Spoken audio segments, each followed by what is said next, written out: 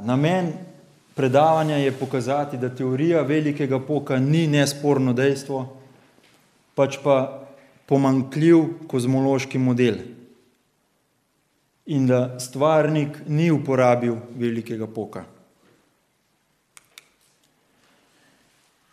Vesolje je ogromno, meri približno 15 milijard svetlobnih let v eno smer. In zdaj o tem govoriti v naslednjih 45 minutah je nekoliko megalomansko, ampak držali se bomo samo bistvenih poudarkov. In znotraj tega ogromnega vesolja je naša mala modra točka, kot jo je imenoval znani promotor znanosti Carl Sagan, ampak dejstvo je, da je naš planet zelo poseben in Gonzales in Richards ga imenujeta privilegirani planet. Tukaj so navedeni pogoji, ki jih mora nek planet izpolnjevati, da je na njem možen obstanek življenja. Torej poudarjam obstanek življenja, ne nastanek življenja. Ne bomo šli skozi cel seznam, ki se mimogrede tudi nadaljuje, ampak poudarek je na tem, da to, da nekje življenje že obstane, nikakor ni samoumevno. Kje je še to, da bi se, tako kot trdijo evolucionisti, življenje začelo razvijati samo od sebe? Zemlja čudovito natančno izpolnjuje pogoje za obstanek življenja. In materialisti na to odreagirajo, kako neverjetno srečno naključje. Neverjetno srečno, res, ker vesolje je mrzlo, prazno, prežeto s sevanji. Vesolje je smrtonosno. V primerjavi z vesoljem sta bila Hirošima in Nagasaki oaza miru. In večja, ko je eksplozija, večje je uničenje. To je samoumevno. Kako to, da domnevni veliki pok, ki je bil nepredstavljivo huda atomska eksplozija, ni prinesel neskončno hujšega uničenja, pač pa neverjetno natančno uglašeno vesolje. Vesolje, ki funkcionira mnogo natančneje od najnatančnejše ure.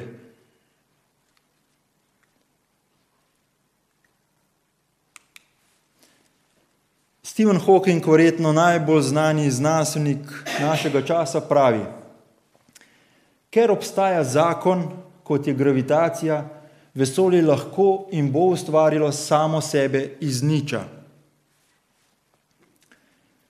Z drugimi besedami, nič sam po sebi lahko in bo naredil dobesedno vse. In tej trditvi ugovarja že prej omenjeni John Lennox, ki pokaže, da ima Hawkingova izjava vsaj naslednje 3 zelo hude pomanjkljivosti, zelo resna logična neskladja. Prvi ugovor je ta: zakon, fizikalni zakon, ničesar ne ustvarja. Fizikalni zakon samo opisuje realnost. Zakon sam po sebi ne ustvarja ničesar. Gravitacija ni nič. Če ste pozorni, v Hawkingovi izjavi se kar od nekod pojavi gravitacija, ker obstaja zakon, kot je gravitacija. Gravitacija ni nič.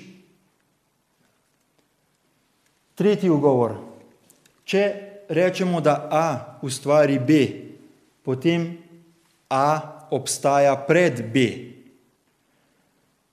Trditi, da A ustvari A, torej da nekaj ustvari samega sebe, je nesmisel.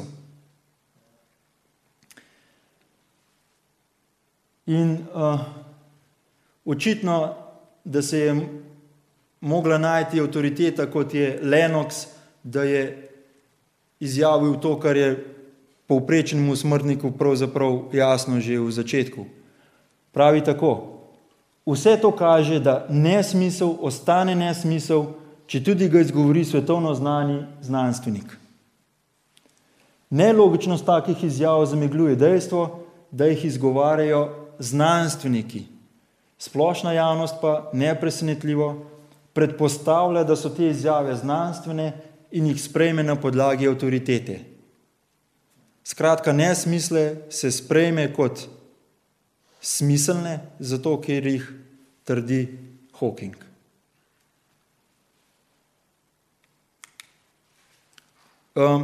Hawking predlaga tudi multivers oziroma M-teorijo. V njej nastopajo vibrirajoče strune v 11 dimenzijah in praktično neskončno vzporednih vesoljih. Zelo na kratko, v matematiki je možno operirati z 11 dimenzijami. Možno je operirati tudi z več dimenzijami in po nekaterih variantah nekaterih variantah te teorije je teh dimenzij, mislim, da 26. Skratka, v matematiki je možno operirati z več dimenzijami. Ampak to ne pomeni, da te dimenzije obstajajo v fizikalni resničnosti. Matematika je čudovita zadeva, ampak matematika ne določa fizikalne resničnosti. Matematika je opis fizikalne resničnosti. In v matematiki pravzaprav kar na večjih področjih nastopajo imaginarna števila, ki so vpeljana zato, da se določeno zadevo matematično opiše. To ne pomeni, da ta imaginarna števila obstajajo, zato se jim reče imaginarna. No, in enako velja za vzporedna vesolja, ki naj bi bila taka, da se jih ne da odkriti. To je precej priročna zadeva, da trdite, da obstaja neskončno vesolje, ampak vsa so taka, da se jih ne da odkriti. Poudarek je na tem, da v ozadju je zelo komplicirana matematika, ampak v bistvu je to špekulacija. To pomeni znanstveno ugibanje, če hočete. Eminentni teoretični fizik Polkinghorne pravi, citiran po Lennoxu: prepoznajmo, da so te špekulacije samo špekulacije. Niso fizika, pač pa v najstrožjem smislu metafizika. Ni povsem znanstvenega razloga, da bi verjeli v zbirko več vesolij. Po svoji konstrukciji so ti drugi svetovi nam nespoznavni.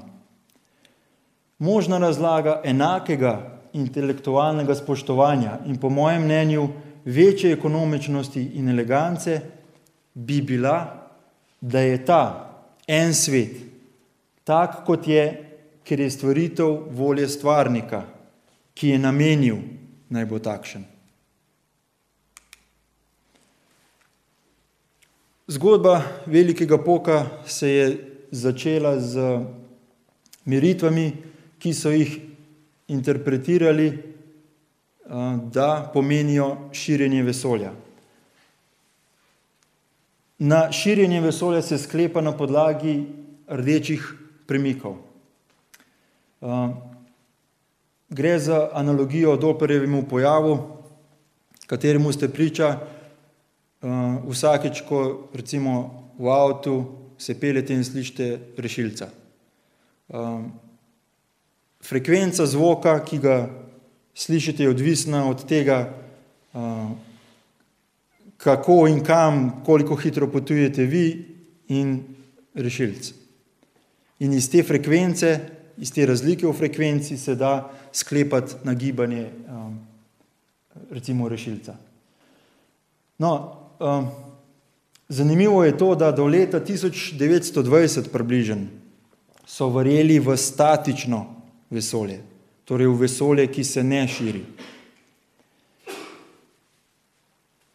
In če se vesolje širi, potem lahko film prevrtimo nazaj, zdaj se širi, prevrtimo nazaj, nazaj v preteklost in pridemo do začetne točke singularnosti, iz katere naj bi vesolje eksplodiralo, če nekoliko poenostavljeno rečem, in sicer iz neznanega vzroka.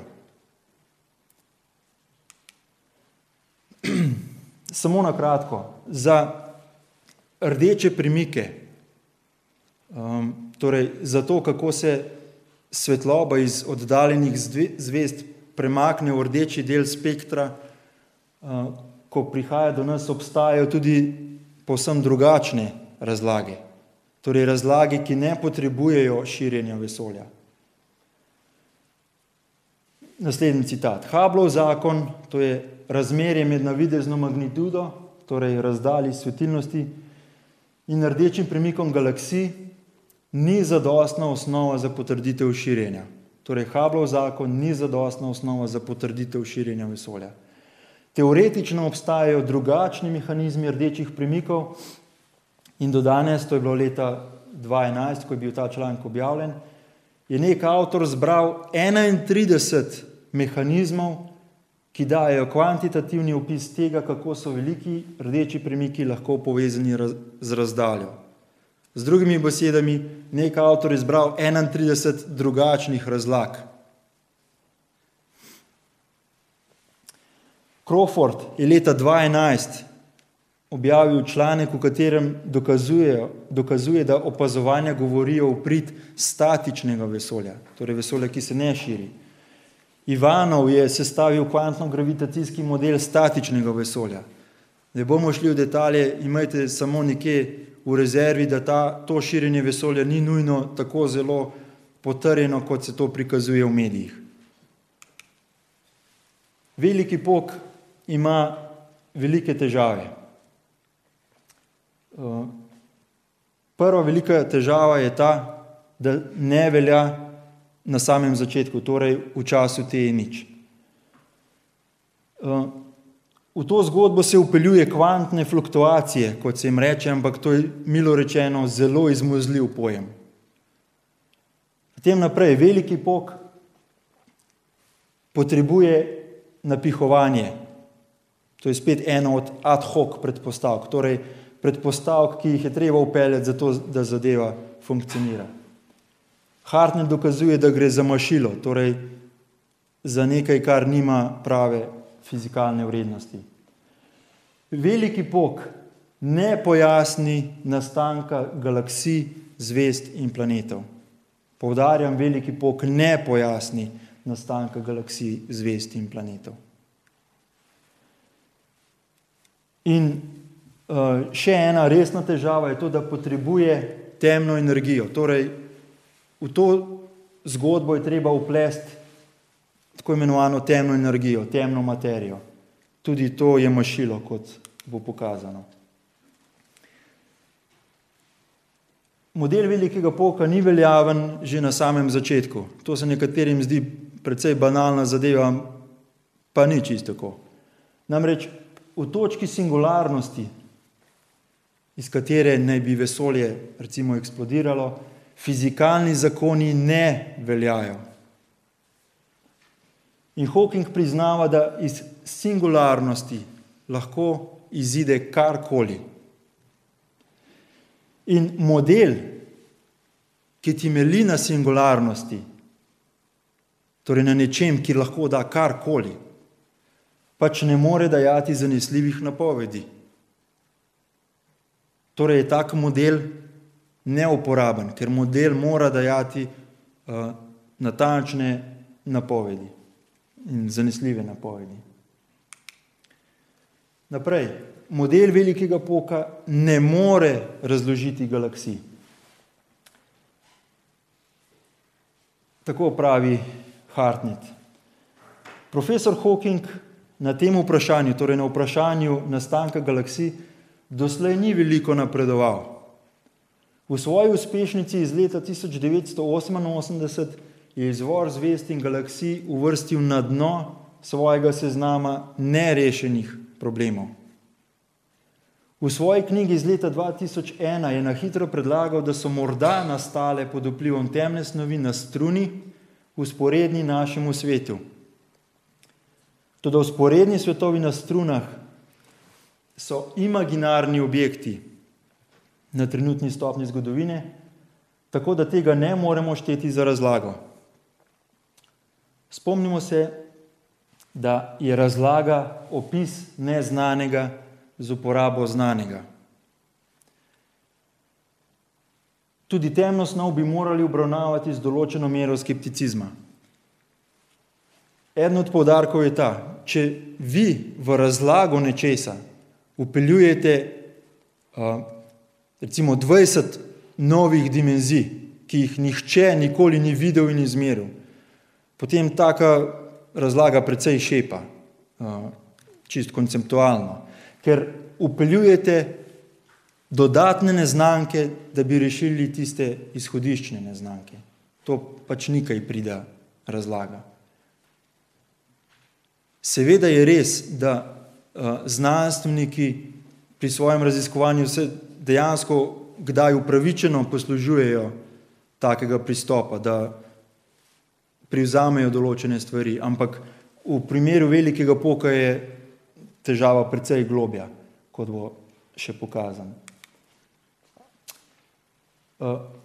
Naprej citat, Hawking pa ni edini, ki ne more razložiti galaksij.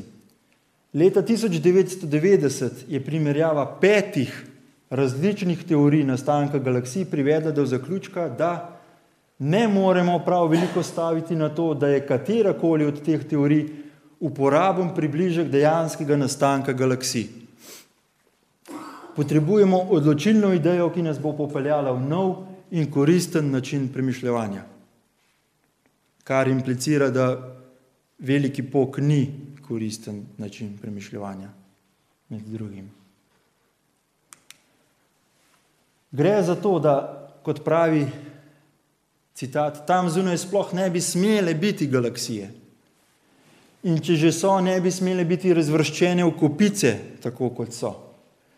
To je eden najbolj trnovih problemov v kozmologiji. Težko je izraziti globino frustracije, ki jo to preprosto dejstvo povzroča med znanstveniki. Vesolje je po definiciji skupek galaksij, zvezd in planetov. To je pač definicija vesolja. Model velikega poka ne razloži izvora teh objektov. Torej, se veliki pok sploh ne ukvarja z nastankom vesolja.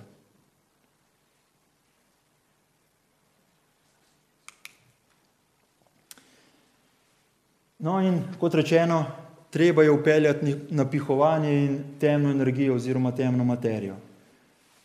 Hartnett pravi tako, astronomi trdijo, da se vesolje širi in da se širjenje pospešuje.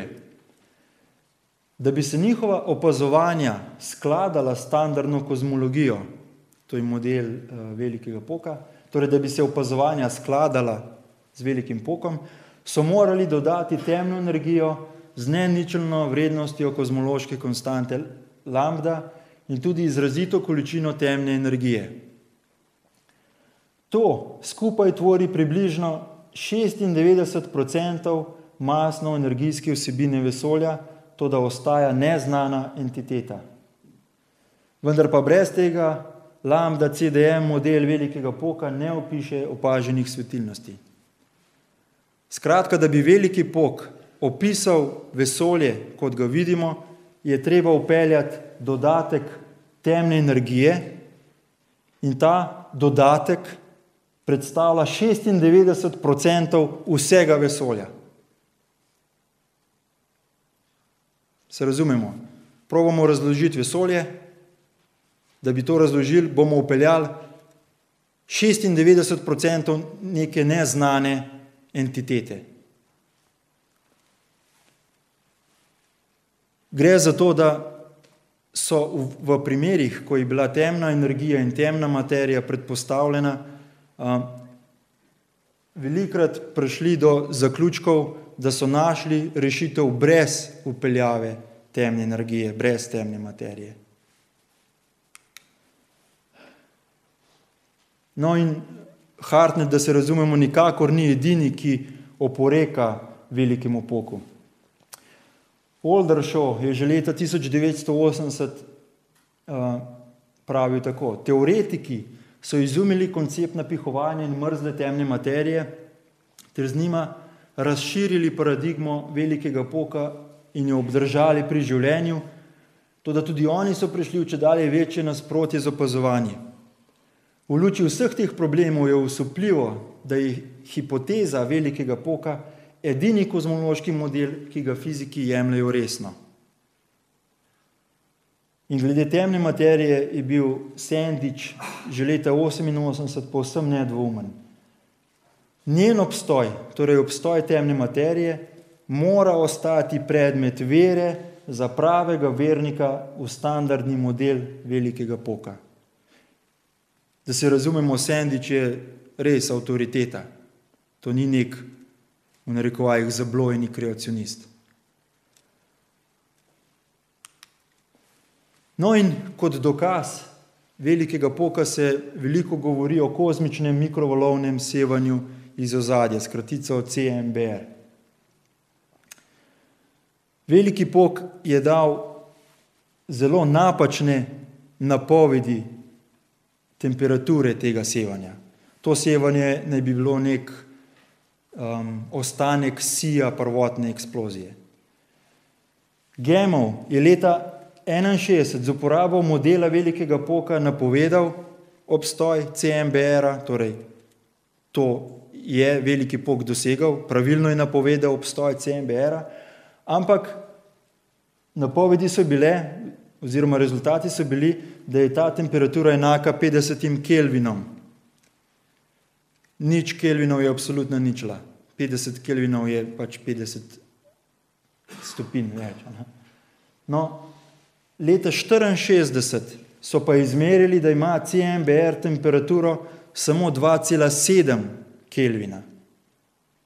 In to, da se razumemo, je zelo velika razlika. Med 3 kelvini in 50 kelvini na ravni celotnega vesolja je to ogromna razlika.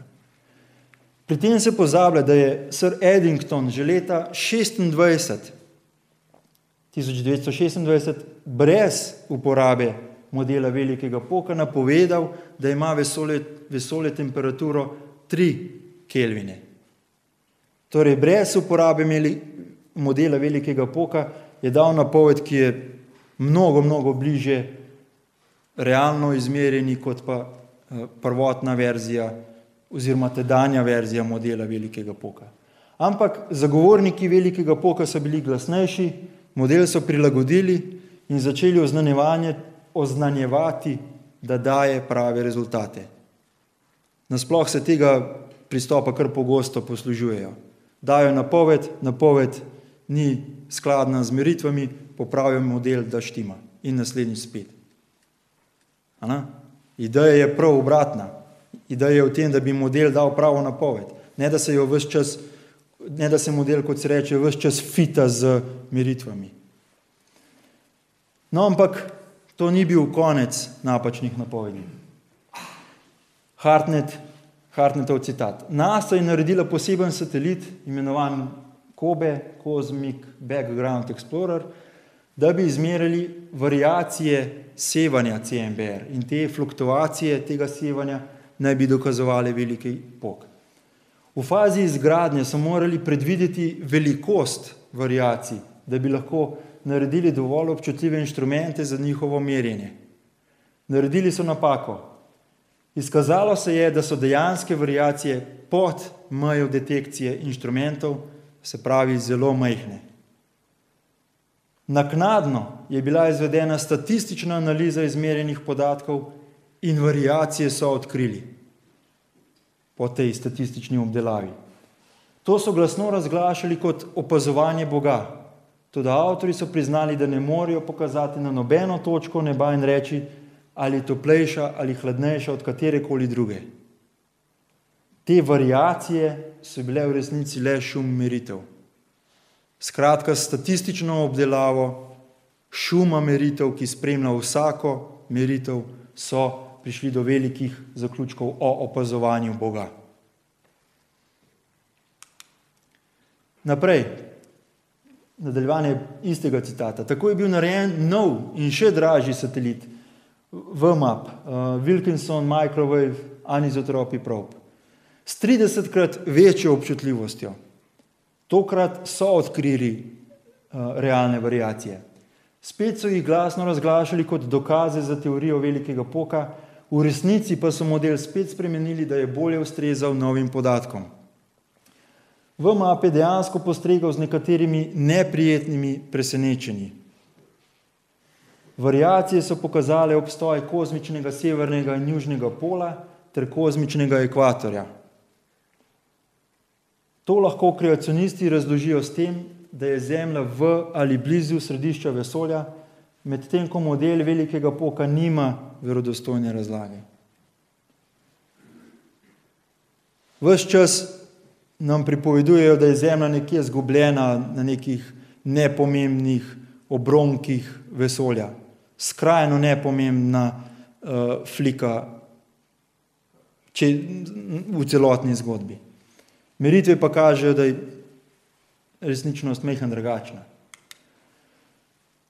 To potrjuje tudi slika vesolja v velikem merilu, Sloan Digital Sky Survey, ki je bila izvedena pred kratkim.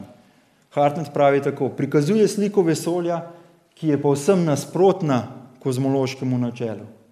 Galaksije so očitno razporejene v koncentričnih lupinah z žariščem v naši galaksiji in so navznoter mnogo bolj zgoščene kot dlje zunaj.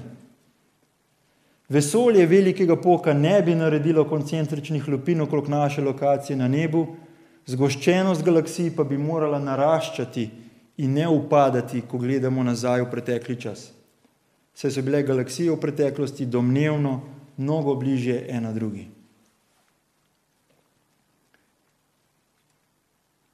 Izgleda, da bo vendarle nekaj na tem, da imamo posebno pozicijo v vesolju. Hartnett zaključuje tako: teorija velikega poka bo šla v zgodovino kot korak proti našemu nadaljnjemu razumevanju vesolja, tako kot to velja za mnoge predhodne, danes zavržene ideje. Dejansko lahko to že vidimo. V izdaji New Scientista z dne 22.5.2004 je bilo objavljeno odprto pismo znanstveni skupnosti, v katerem 33 znanstvenikov trdi, da se veliki pok danes zanaša na rastoče število hipotetičnih entitet, stvari, ki jih nismo nikdar opazovali. Napihovanje, temna snov in temna energija so najvidnejši primeri. Brez njih bi obstajalo usodno nasprotje med astronomskimi opažanji in napovedmi teorije velikega poka. Teorija, se pravi velikega poka, ne more preživeti brez teh izmišljenih faktorjev. In mimogrede, število podpisnikov tega odprtega pisma se je od takrat povečalo in še raste.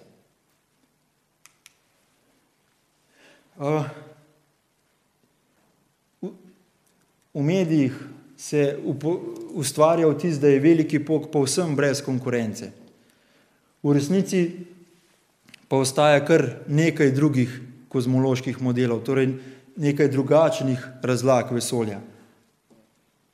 Preleteli bomo samo nekatere. Arpovo vesolje po astronomu Haltonu Arpu, kvazi stalno vesolje, ki so ga predlagali Hoyle, Burbidge in Narlikar, potem je metamodel Van Flanderna, kozmološka splošna relativnost Moshe Karmelija in različni kvantni modeli. Torej, veliki pok nikakor ni edina razlaga vesolja. To bo dolg citat, ampak je ključen. Teorija velikega poka temelji na 3 osnovnih idejah.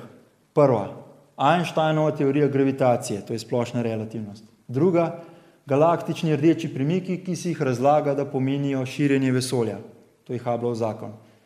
In tretja osnovna ideja, opazovanja, upoštevajoč Hubbleovo razlago rdečega premika, da je vesolje Zemlje videti v vsaki smeri zelo podobno, v dovolj velikem merilu.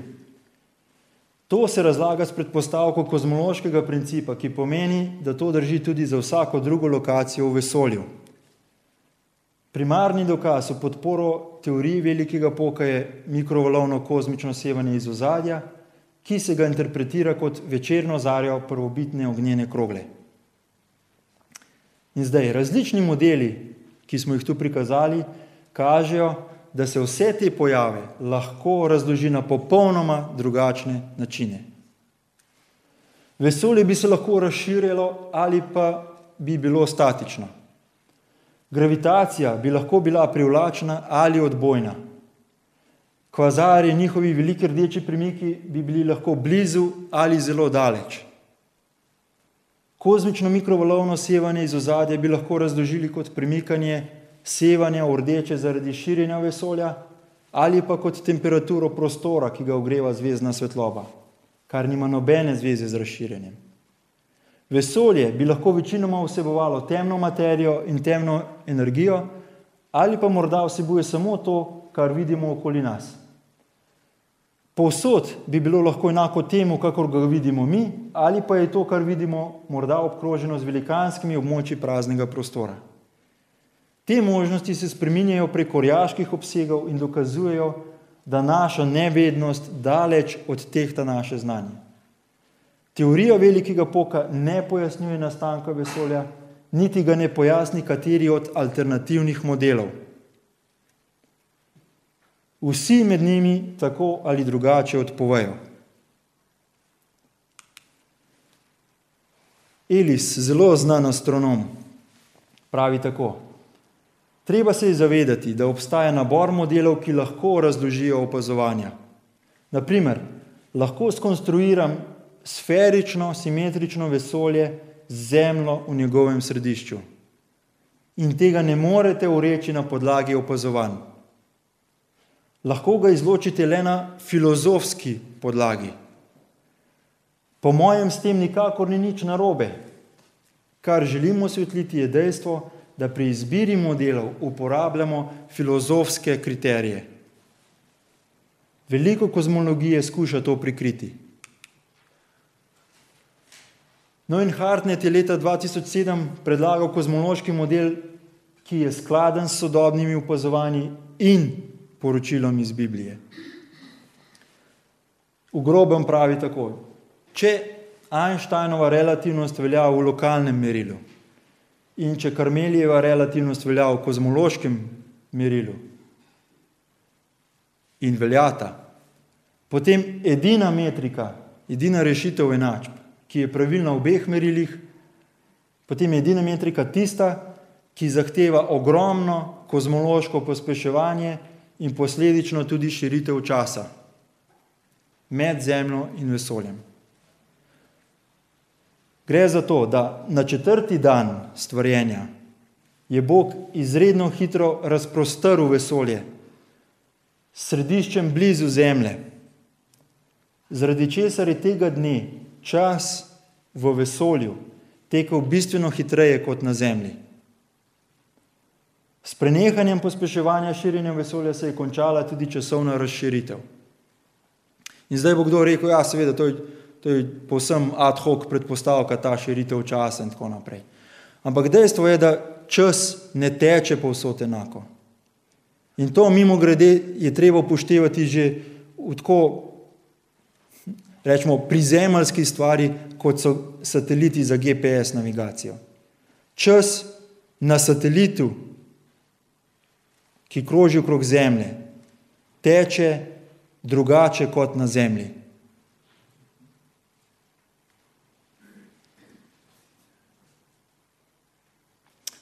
In rešitev za to, da je vesolje očitno ogromno, da res obsega milijarde svetlobnih let in da je ta svetloba do nas potovala milijarde let, rešitev za to in za to, da Biblija govori o vesolju, ki je staro samo 6000 let, oziroma o Zemlji, ki je stara samo 6000 let, je torej v relativnosti časa. Enostavno čas ni tekel na vseh koncih enako hitro. Zelo poenostavljeno, no, ampak v tem okviru zaenkrat bo mogli zadostovati. No in potem porečete, kaj pa radiometrične metode. Te so gonilo trditev, da je Zemlja stara milijone oziroma kar nekaj milijard let. Radiometrične metode so metode, ki ne merijo starosti neposredno, ampak merijo dvoje. Razmerje med nestabilnim jedrom in stabilnim jedrom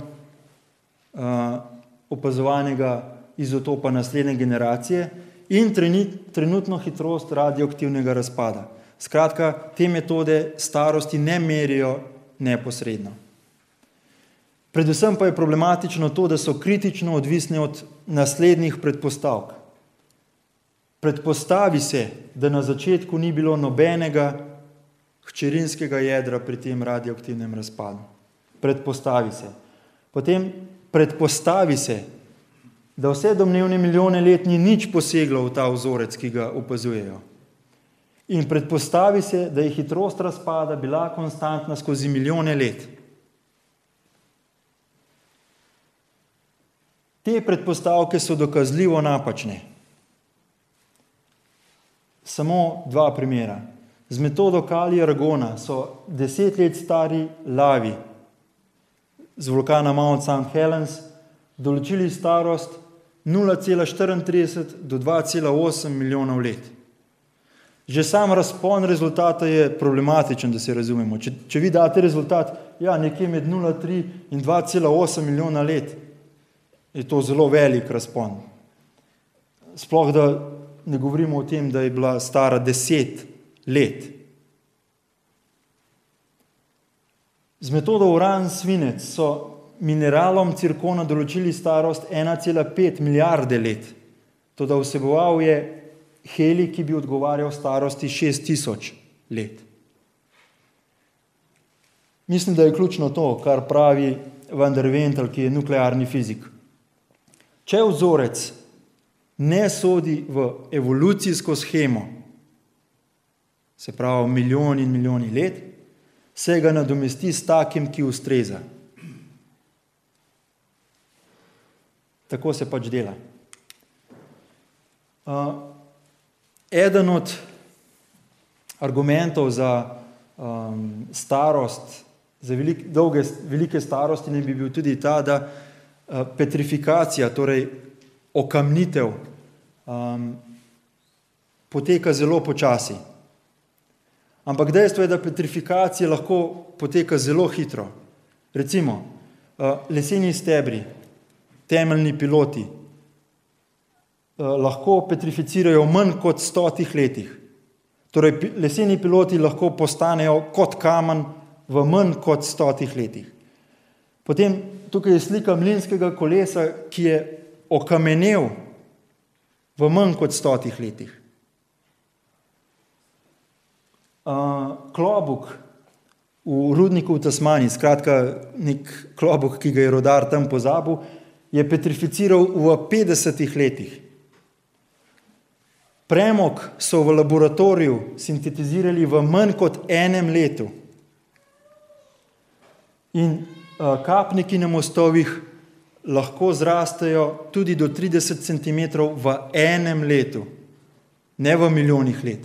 Lahko, mislim, če tako predpostavljate, ampak meritve kažejo, da se to lahko zgodi v 1 letu.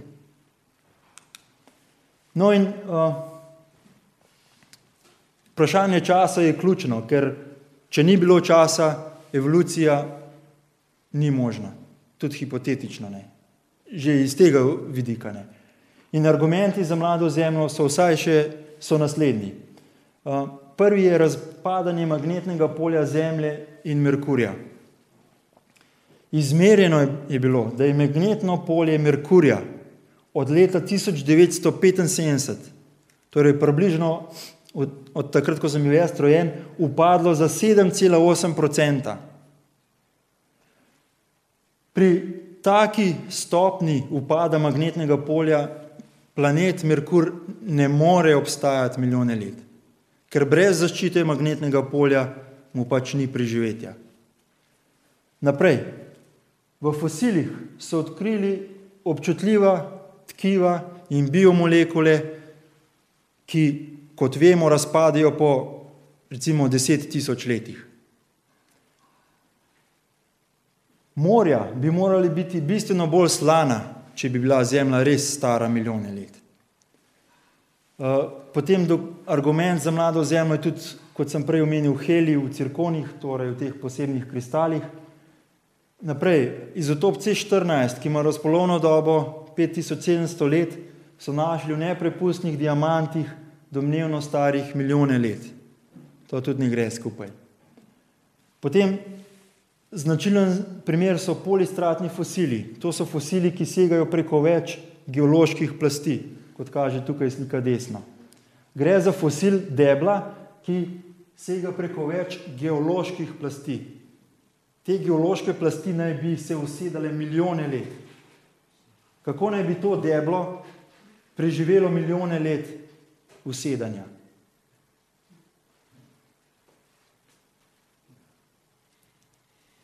Gre za to seveda, da so te plasti morale nastati, se usesti zelo hitro.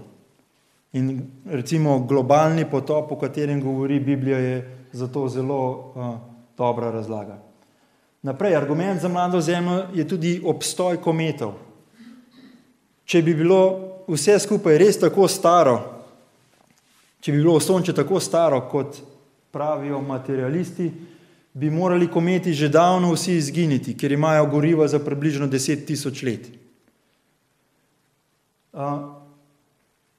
Rešitev je, tako pač predlagajo, Kuiperjev pas, iz tam naj bi se ti kometi napajali, ampak Hartnett pravi, da so tamkajšnji objekti preveliki in alternativna rešitev je še Oortov oblak, ki je pa tudi bolj v oblakih, da rečem. Ni dokazana zadeva.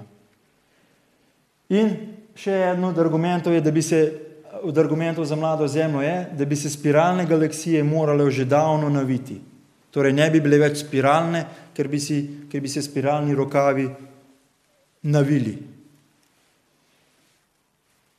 No in ni odveč poudariti, da Geneza govori o stvarjenju pred cirka 6000 leti in o globalnem potopu.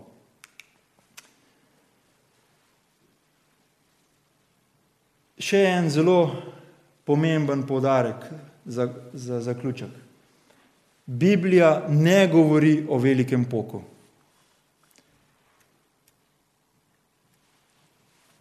Biblija, se pravi Geneza, in to je Jezus potrdil tudi v Novi zavezi, poroča o tem, da je stvarnik zemljo in na to še vesolje ustvaril pred približno 6000 leti v 6 24-urnih dneh. Ni bilo velikega poka in ni bilo evolucije. V Svetem pismu ne boste našli dokazov za veliki pok. V Svetem pismu je napisano, da je Bog najprej ustvaril zemljo in šele 4. dan je ustvaril ostalo. To ni opis velikega poka. Veliki pok je domnevna supereksplozija iz niča in potem se vse samo še širi. In pri tem širjenju mimogrede je zanimivo to, da ker prostor nastaja hkrati s širjenjem, potem ni ničesar, kar bi potujoče delce oviralo, da se ne širijo v tej premi smeri. To pomeni, da ni nobenega vzroka za to, da se recimo planeti, kot dobro vemo, sučejo. Ni razlage za to, da se planeti sučejo. Tudi ni razlage, da je vrtilna količina skoncentrirana v Osončju, v planetih, ne v Soncu in tako naprej. Poudarek je torej na tem, da ne grem predaleč, sem že šumal. Biblija ne govori o velikem poku. Seveda pa obstajajo razne kompromisne rešitve. Med njimi mislim, da je treba omeniti predvsem dve. progresivne kreacioniste in teistično evolucijo. Progresivni kreacionisti imajo v svojih vrstah nekaj sjajnih znanstvenikov. Med njimi Rossa, Craiga, ki sem ga omenjal na koncu prvega predavanja, in Lennoxa, ki je pred 14 dnevi predaval v Ljubljani. Progresivni kreacionisti pravijo, da so bili dnevi stvarjenja nedoločljivo dolgi eoni časa. Torej, pravijo, da to ni bilo 6 običajnih 24-urnih dni, ampak 6 nedoločljivo dolgih obdobij. Pravijo, da je Zemlja stara in da je smrt obstajala že dolgo pred pojavom človeka. Torej, ne bom trdil, da vsi govorijo točno to, ampak progresivni kreacionisti v grobem trdijo to. V vsaki skupini so seveda variante na temo. No, še bolj razmahnjen in bolj tak kompromis z resnejšimi posledicami je pa teistična evolucija. To je produkt rimokatoliške cerkve in ostalih. Pri teistični evoluciji je Bog uporabil veliki pok in evolucijo. Skratka, teistični evolucionisti skušajo skombinirati in Boga, in veliki pok, in evolucijo. Pravijo, da ni potrebe, da bi bili tako fundamentalistični in se držali Biblije. Namreč dobesedne razlage Biblije. In pri teistični evoluciji je Bog, ki ga jaz pišem z malim b, v bistvu Bog vrzeli. To pomeni, česar znanost ne more razložiti, to je Božje delo. Ampak, ko znanost napreduje, v bistvu se mora Bog čedalje bolj umikati, ker je čedalje manj stvari, ki jih ne znamo razložiti. In očitno je, da je v takem okviru premišljevanja Bog samo drugo ime za razna mašila. To je princip Boga vrzeli. Skratka, Bog, ki zaflika luknje, če hočete. To pomeni ta vrzel. No, in model velikega poka ne deluje, in če vanj vpletate nekakšnega Boga vrzeli, ki je v bistvu samo skupno ime za vsa mašila, to ne povečuje verodostojnosti niti velikemu poku, niti takemu Bogu. Prav nasprotno, tak kompromis je slaba znanost in še slabša teologija. Namreč v Bibliji, kot glavnem viru informacij o stvarniku, nikjer ni govora o velikem poku. To, da je v psalmih omenjeno, da je razprostrl nebesa, ni opis velikega poka. V Genezi piše, da je Bog najprej ustvaril zemljo, šele 4. dobesedni dan stvarjenja, pa tudi sonce, luno in zvezde. To ni opis velikega poka. Zato je smiselno zaključiti, da je vesolje ustvaril veliki Bog, stvarnik, in sicer tako, kot poroča Biblija.